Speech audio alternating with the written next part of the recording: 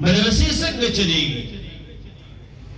کله سرمن راوړي، چا زکات راوړي، چا سرسایه راوړي، چا صدقې راوړي. محتمم صاحب تلاس کی کیږي، محتمم صاحب دواله دلته مستحق حلق دی، دا په هغو باندې ولګوه. محتمم صاحب غریب سره غمي، چا لږې راکړي، چا ډېرې راکړي، دا د الله امانت دی. ما څه کړي دي؟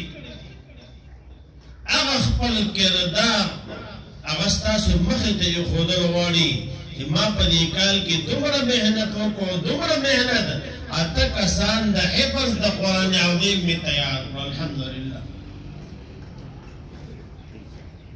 4 ماشومان مې د علم نه فارغ کړي، هغو ته مې د بخاري شریف، د ترمذي شریف، د مسلم شریف احادیث وویل.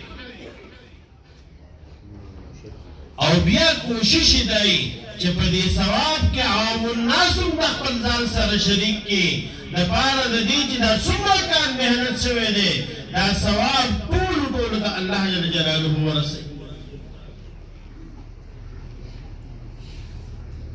او زمونږ یو بل مقصد